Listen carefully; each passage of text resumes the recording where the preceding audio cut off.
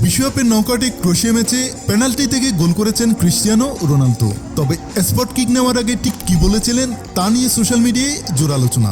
অনেকের দাবি শট নেওয়ার ঠিক আগে পর্তুগিজ তারকা ফিসফিস করে উচ্চারণ করেছিলেন বিসমিল্লাহ। আবার অনেকে মনে করছেন তিনি আসলে পর্তুগিজ ভাষায় নিজেকে উৎসাহ দিয়ে বামুসলা অর্থাৎ চলো অথবা বাইস মার্কার অর্থাৎ তুমি গোল করবে এটাই বলেছিলেন। ৬৮ মিনিটে পেনাল্টি থেকে গোল করে পর্তুগালকে সমতা ফেরান রোনালদো। বিশ্বকাপে নকআউট পর্বে এটি তার প্রথম গোল। সে মুহূর্তের ভিডিও দ্রুত ভাইরাল হয়ে যায়।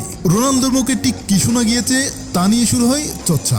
মধ্যপ্রাচ্যের নেটিজেনরা বলেন রোনালদো বিসমিল্লাহ বলেছিলেন। তবে পর্তুগালের একাংশের সমর্থকদের বক্তব্য ভিডিও শব্দ থেকে নিশ্চিতভাবে এই সিদ্ধান্তে পৌঁছানো সম্ভব নয়। তাদের মতে রোনালদো সম্ভবত নিজের মাতৃভাষাকে নিজেকে অনুপ্রাণিত করেছিলেন। ইউরো নিউজের এক প্রতিবেদনে বলা হয়েছে সৌদি আরবের ক্লাব আল নাসরে যোগ দেওয়ার পর মধ্যপ্রাচ্যে রোনালদোর বিপুল জনপ্রিয়তার কারণে এই বিতর্ক অন্য মাত্রা পেয়েছে।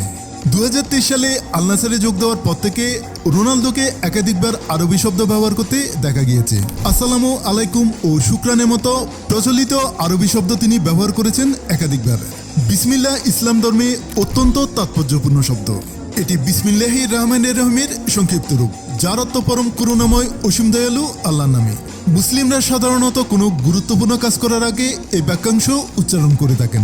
অনেক নেটিজেন মনে করছেন বিশ্বকাপের মতো মঞ্চে পেনাল্টি থেকে গোল করার আগে একথা বলেছিলেন CR7।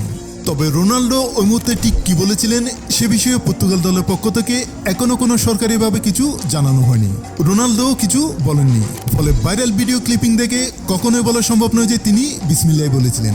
যদিও ভিডিওটি নিয়ে চর্চা এখনো জারি। উল্লেখ্য প্রি কোয়ার্টার ফাইনালে পর্তুগালের সামনে স্পেন।